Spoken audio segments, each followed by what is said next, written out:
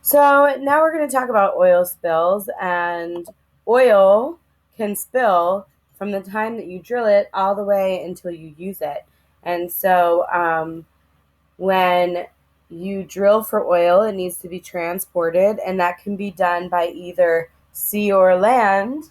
And when it's transported across the sea, we use ships, and so we can transfer from vessel to vessel, and oil can spill there.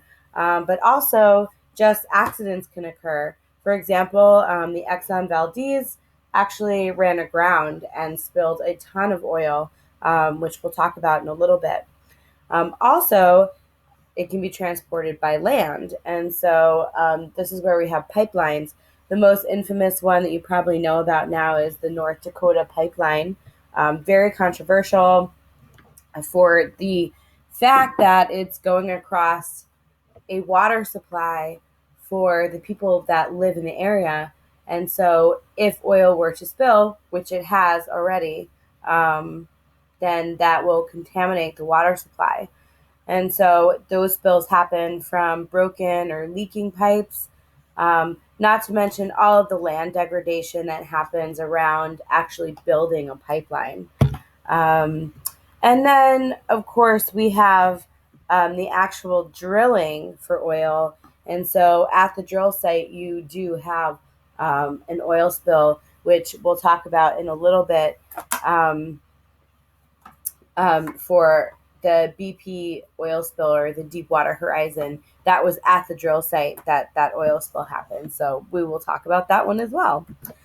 And so oil spills have lots and lots of environmental effects. These are just to name a few. But obviously, oil spills will have a drastic effect on wildlife. Okay. Sorry, Alma is behind me. Um, so it drastically affects wildlife. The oil can penetrate. Alma, can you please stop? Thank you. So the oil will penetrate the feathers of seabirds, and that will reduce the feathers' abilities to insulate the birds. And so, when you have severe temperature fluctuations, especially in the extreme cold, these birds that might have survived are actually not able to because they're too cold and their feathers won't insulate them.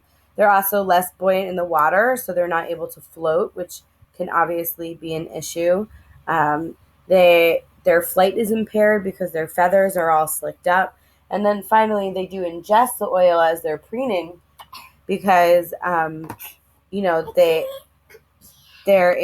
it can cause kidney and liver damage. I'm so sorry. We keep flipping back and forth. And finally, there, well, not finally, right? There's a lot more, but less sunlight is actually penetrating the water when there's an oil spill. And this limits the photosynthetic rate because the sunlight can't penetrate the water and the phytoplankton cannot cannot undergo photosynthesis. So, to name a couple of our ape superlatives, some of our most infamous oil spills, like I said, is the Exxon Valdez, and that happened in 1989. And so, in Prince William Sound in Alaska, right over here, about 11 to 30 million gallons of crude oil actually got spilled because this tanker ran aground in the sound. It destroyed the majority of plankton in the sound, which ultimately has a ripple effect in the food web of that area. And there was a massive die off of birds, otters, seals, whales, right? So there's a massive die off of organisms. One, because of the oil, because of the oil killing the phytoplankton, but also because just like of the physical oil. And so you can see oil coating the rocks on the left there. There's this guy with like really, really, really hot water, and they're actually trying to clear the rocks off with just hot water and high pressure. And so here in the middle is a picture of the Exxon Valdez, and it's leaking oil. So the Gulf of Mexico oil spill, or you guys probably know it as the BP oil spill, there was an explosion on the Deepwater Horizon rig in the Gulf of Mexico.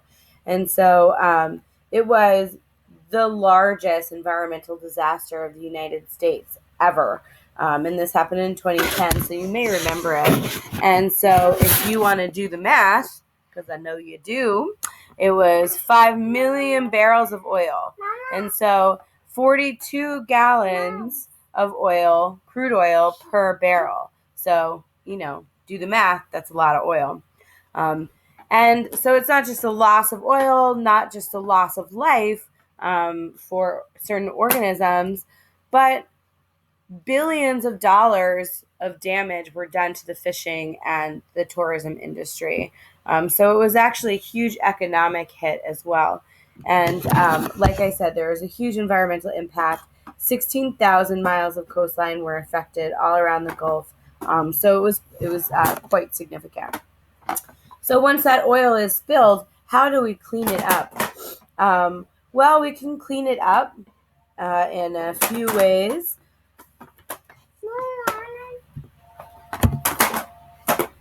Hold on. We're going to pause it. Okay, so resuming where we were.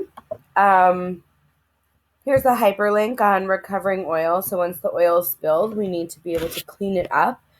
And so here's a little interactive on recovering oil. You can click on the hyperlink on your own in our uploaded files on our shared classroom folder. But pretty much it tells you all about what happened in the Gulf of Mexico and how they went about recovering that oil.